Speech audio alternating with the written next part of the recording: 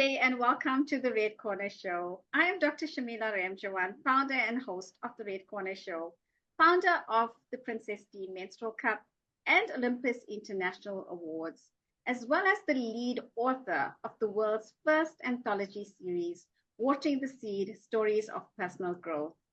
Volumes 1 and 2 are currently available on Amazon, while Volume 3 is set for release on the 4th of July 2026. As we prepare for our official launch, we are featuring exclusive interviews with our contributing authors, giving audiences a deeper look into the inspiring journeys behind their chapters. Joining me today is one of our remarkable authors, Zikhona Ndunge from South Africa, whose contribution is featured as Chapter 36, Power of Purpose.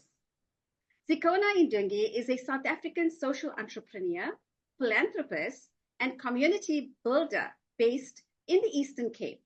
She is the founder of Beauty with a Purpose South Africa, a non-profit organization dedicated to youth empowerment and development, women empowerment, and enterprise development.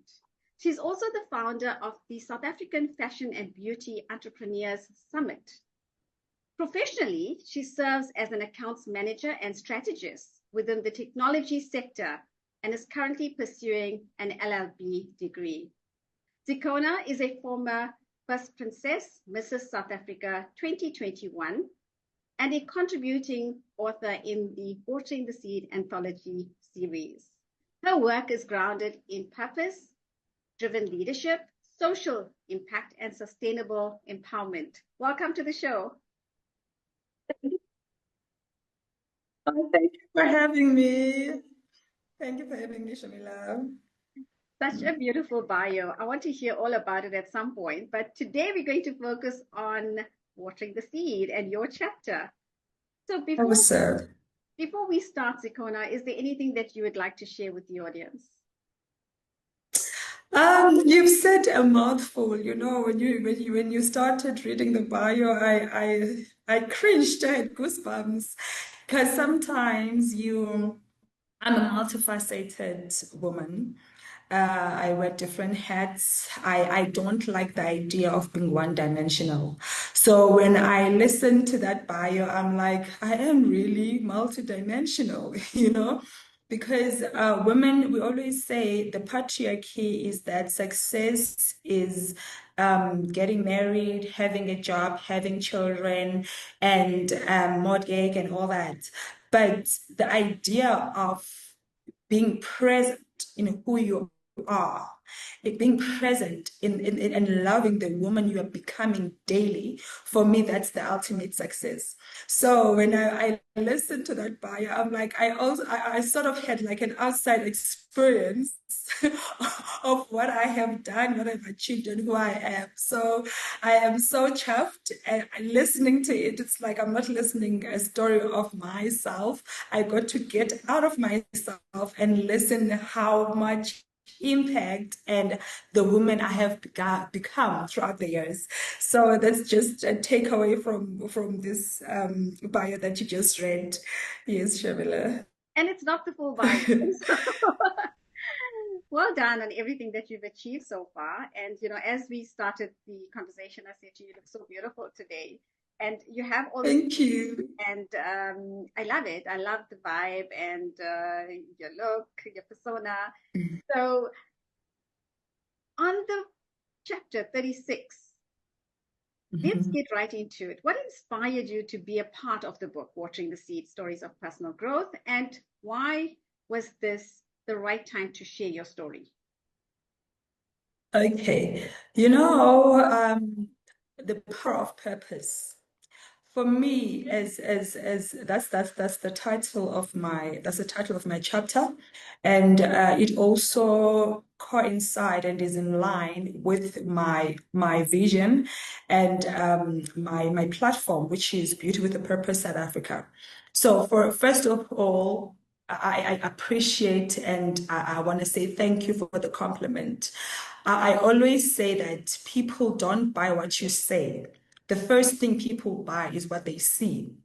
They buy yourself, they buy your persona, they buy who you are. So I embody the statement or the vision, beauty with a purpose, So from the onset, beauty with a purpose was coming from the narrative that beauty is associated with shallowness and is associated with being vague, So I said, you can wear your lipstick. Your lipstick does not take away your speech. The mascara does not take away your IQ, So beauty with a purpose for me, that's how it started when I started into the pageantry world. I introduced it and I said, I do not want people that are going to walk around with crowns with no purpose. So from the onset in the Eastern Cape, focusing and empowering young women coming from rural communities and the villages and stuff, I said, I want a platform where we are going to use our beauty as a voice, taking advantage of these spaces of beauty, whether pageantry or fashion, whatever, but bringing purpose into it. Such that when we launched it, our prices were different from the normal prices where people would get maybe a makeup for the year or outfits for the year. We mobilized bursaries because I said I want the winners or custodians or beneficiaries of this platform to be educated. So the prizes were bursaries where we would take kids from previously disadvantaged communities and mobilize bursaries for them so that they can go and graduate and be in school, So that's what now watering the seeds for me is an embodiment of what beauty with a purpose is, because in doing that, we are watering the seeds in our communities, And the right time for me, I've done this for over 10 years. And I've always said I've watched people winning awards, I've watched people getting accolades. And I said, I don't want to get an award first year of what I'm doing. I want to see this. I want it to have fruits. I want to point testimonies and testimonials coming from these young people. Now I have young girls from across South Africa saying that I have graduated from medicine from a bursary that was mobilized by Zikhona. I have graduated from LLB from a bursary that was mobilized. I found a job. I have started a career. I have started a business. So for me, I felt now it's the time. Now I can take part in being a co-author because I have got proof. They say that the proof is in the pudding, Yes, So there's so many there's so many people that have visions, that have dreams, that have set and started things, but they have not seen them through. So I said, I want to challenge myself to see this vision through. Then I can stand up in platforms and say, this is what I have done. Here are the testimonies. Here is the evidence. So that's why I felt that it is time to partake in watering the seed stories of personal growth. love it. Absolutely love it. Thank you so much for sharing that. But going forward, we're not sharing too much, right? We want the readers or the audience to actually buy the book. I think it's important for the audience to buy the book. So we're not going to share too much. Yeah. Okay. Now, what is the core message of your chapter, and what do you want readers to feel or reflect on after reading your chapter? Okay. I want each and every person, when we were born, most people, when they were born, they born with their fist closed like this. Scientists, physicians, and spiritual people would say the reason why your hands are closed when you are born is because you are carrying something. So each and every individual in this planet carries something. When you open your hands, you will find that there is something that you are carrying, that you are here to make a difference in the world. So that thing is called purpose. So that's why my chapter is called Power of Purpose. Once you have discovered that thing, you will live a fulfilled life. So that's what I want people to take out from that chapter. Absolutely. And that's what they're going to take away. Can you take us into a defining moment in your journey that shaped your story and who you are today? Now, you touched on it a little bit at the beginning, but just one thing that really stands out in your journey, that moment? For me, I would sum it up in one word and say resilience. You know, the fact that you have got the dream, you have got the vision, and you can see it happening doesn't mean that it's going to happen like you wish it would have, you know. So breaking those barriers, breaking those barriers, going into those stereotypes and breaking those walls.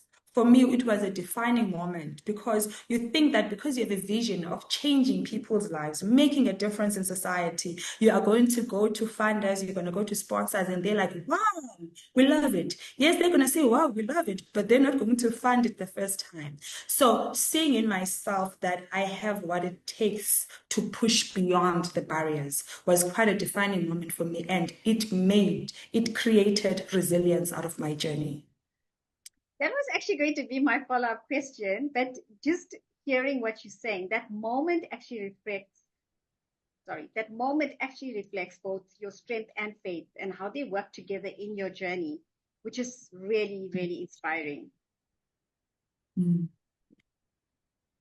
So, Zikhona, I could go on talking to you because you have so much to share and you're such an Yeah. inspirational person. And I'm sure you Mm. motivate a lot of people along your journey as well.